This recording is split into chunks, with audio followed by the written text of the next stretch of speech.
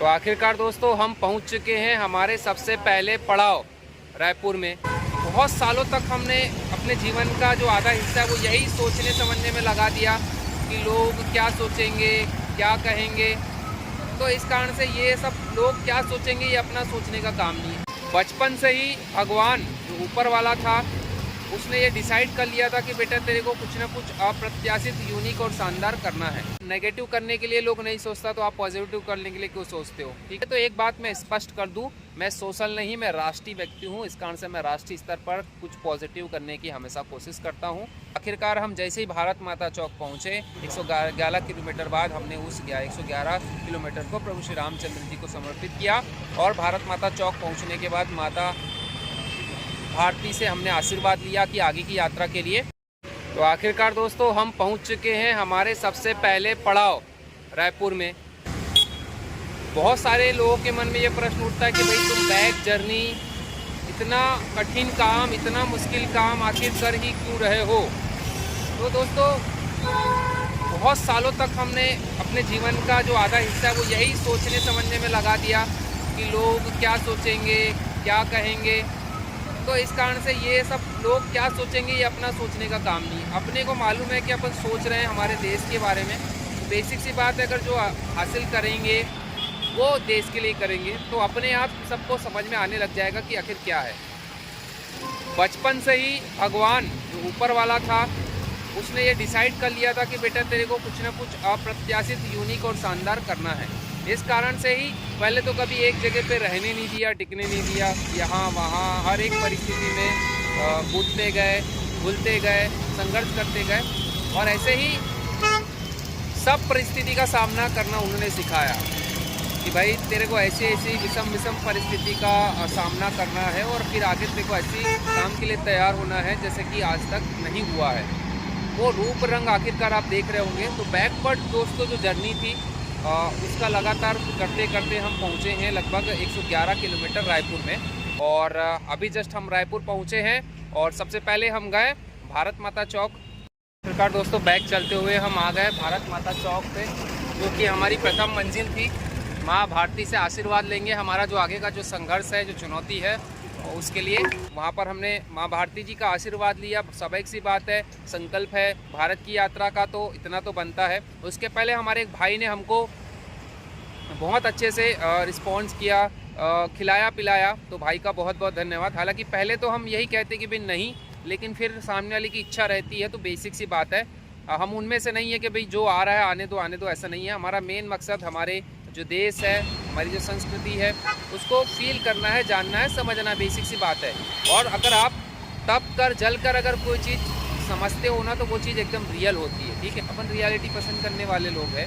इस कारण से जो भी हम कर रहे हैं वो रियलिटी के कारण कर रहे हैं। इस कारण से लोग हमको पसंद करते हैं। तभी हमारा जो जीरो से हुआ कारवा था, चाहे वो हम यात्रा की बात करें, चाहे हमारे सब्सक्राइबर फॉलोवर्स की बात, इस कारण से लोग बोलते हैं कि भाई तुम्हारा एक और यूट्यूब चैनल था तो फिर ये नया यूट्यूब चैनल क्यों? तो मैं इसलिए कहा कि ये जो जर्नी है बिल्कुल यूनिक है, शानदार है, पहली बार हुई है। भारत के इतिहास में ऐसी जर्नी आज तक किसी ने नहीं की है। हालांकि स्ट्रगल और परेशानी बहुत ज़्यादा है, लेकिन बेसिक सी बात है जब आप ठान लेते हो कि कुछ करना है देश के लिए, लोगों के लिए, तो बेसिक सी बात है हर चीज़ें आसान पड़ जाती है। तो आखिरकार दोस्तों हम आए और आते साथ ही कुछ ऐसी चीज़ें हुई जो कि बहुत ज़्यादा अप्रत्याशित थी।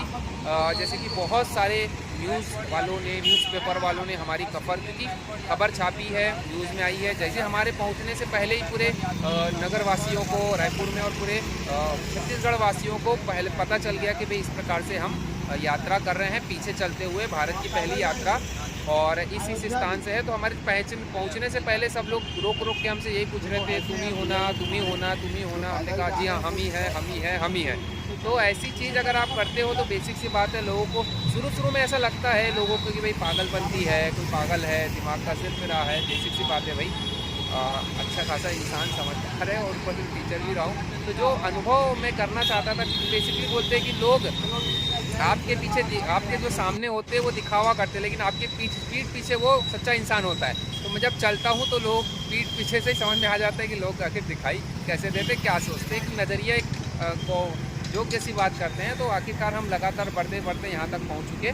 पहले दिन हम डूंगरगढ़ से चले थे और वहाँ पर भी हमारा कुछ लोगों से मुलाकात हुई। रास्ते में बहुत सारे हमारे भाई बंधु छोटे बड़े सब लोग मिले।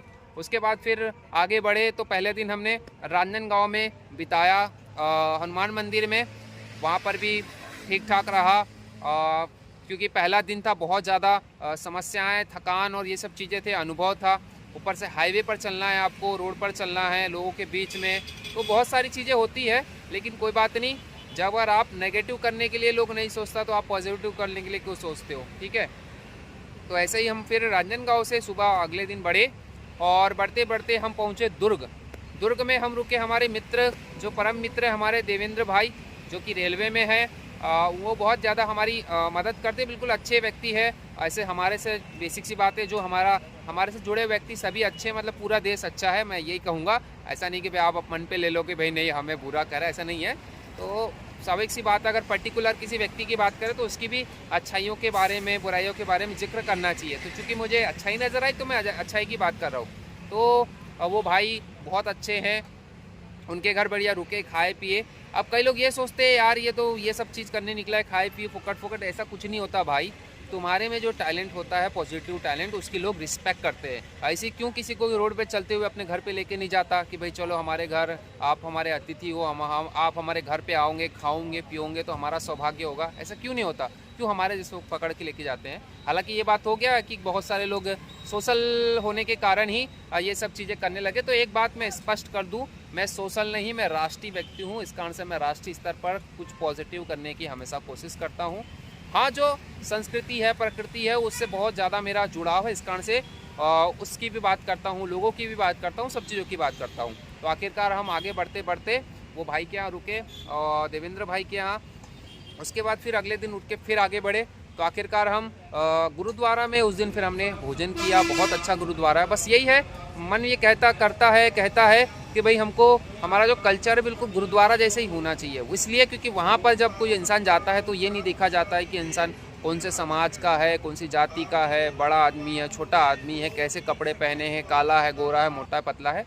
बस उनको एक माना जाता है कि ये अगर अंदर आ गए तो ये गुरु के भक्त हैं और इनकी सेवा करनी है। तो बस वो सेवा में लग जाते। बस उनके जो बेसिक से नियम होते हैं कि आपको सर पे वो बांधना पड़ता है, बस यही रहता है। बाकी आपको बहुत अच्छी तरीके से वहाँ पे सेवाएं दी जाती है। जैसे कि करोड़पति लोग, वहाँ पे रहने वाले लोग, चाहे कितने ही बड़ी उनकी पदवी हो, वो लोग भी आपके साथ ही बैठ के भोजन करते। तो ये बात बहुत अच्छी लगती है। तो इस कारण से फिर हमने वहाँ पे भोजन किया। और चूँकि धीरे धीरे जब हम आगे बढ़ते जा रहे थे तो हाईवे का जो दायरा बढ़ता जा रहा था, जैसे जैसे आप मेन सिटी राजधानी की ओर बढ़ रहे, क्योंकि रायपुर राजधानी है।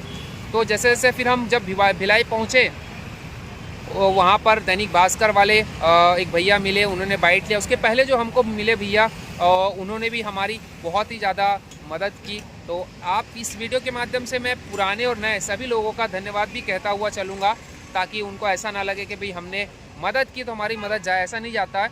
आपकी मदद हमेशा ऊपर वाले के जो खाते के रिकॉर्ड में है वो दर्ज होती है। अगर आपने अच्छी चीज़ों के लिए अगर किसी की मदद की तो बेसिक सी बात है, आपका कुछ ना कुछ रिकॉर्ड वहाँ पर जमा होता है। इस बात की चिंता मत करिए। तो भिलाई में भी हमारी एक जगह पे रुकने की व्यवस्था हो गई, जहाँ पर बेचारे, क्योंकि वहाँ कंस्ट्रक्शन का काम, बहुत बड़ी बिल्डिंग का काम चालू है, तो वहाँ पे मज़दूर लोग भी थे और गाड़ी चलाने वाले, मशीन चलाने वाले भी थे। तो एक सामान्य सी रूम में हम रुके थे। बेसिक सी बात है, सामान्य कुछ नहीं रहता, सभी हमारे अपने लोग हैं। इस कारण से उनने जब कहा कि भाई हम लोग इस परिस्थिति में रहते, मैंने कहा परिस्थिति कुछ नहीं रहती भाई, हमको बस रात गुजारनी। आप लोग के बीच में अगर मैं उठूँगा बैठूँगा तो मैं अपने आप को सौभाग्यशाली, वैसे जैसे वो लोग बोलते कि भाई हमको आपसे मिलना का मौका मिला, हम अपने को सौभाग्यशाली समझते हैं। वैसे मैं भी कहता हूँ कि मुझको अगर किसी से मिलने का मौका मिलता है, बातचीत करने में, हम लोग बातचीत करते हैं, तो मेरा ये भी सौभाग्य होता है। तो आखिरकार उनके सामने हम रुके जैसे तैसे, क्योंकि वहाँ की जैसी व्यवस्था सामान्य व्यवस्था थी तो सामान्य व्यवस्थाओं से हम गुजरे। उसके बाद फिर अगले दिन सुबह उठे भिलाई से और फिर आगे बढ़ते गए। तो रायपुर आते आते फिर वो एक भाई ने हमारी मदद की, जैसे कि हमने आपको पहले वीडियो में बताया है। उसके बाद फिर हम सबसे पहले हमारा यही टारगेट था कि 111 किलोमीटर हमारा हो जाए, वो हम प्रभु श्री रामचंद्र जी के चरणों में समर्पित करेंगे। तो आखिरकार हम जैसे ही भारत माता चौक पहुँचे, 111 किलोमीटर बाद हमने उस 111 किलोमीटर को प्रभु श्री रामचंद्र जी को समर्पित किया। और भारत माता चौक पहुँचने के बाद माता भारती से हमने आशीर्वाद लिया कि आगे की यात्रा के लिए। और उसके बाद फिर आप देखेंगे कि फिर चूँकि आपका जो संघर्ष था, बिल्कुल यूनिक था, पहली बार किया गया था। तो जहाँ देखते हैं वहाँ मीडिया वालों की वो हो गई कि भाई स्वाभाविक सी बात है, अच्छी चीज़ों को सभी तरीके से प्रोत्साहन मिलना चाहिए। तो मीडिया वाले भाई जमा हो गए, अच्छी खासी सब चीज़ों को जानकारी लग गई। तो एक प्रकार से अब हम जहाँ से निकल रहे हैं तो भाई तुम ही हो ना जो मीडिया में छाए हुए हो, अभी एक भाई ने मेरे को कहा।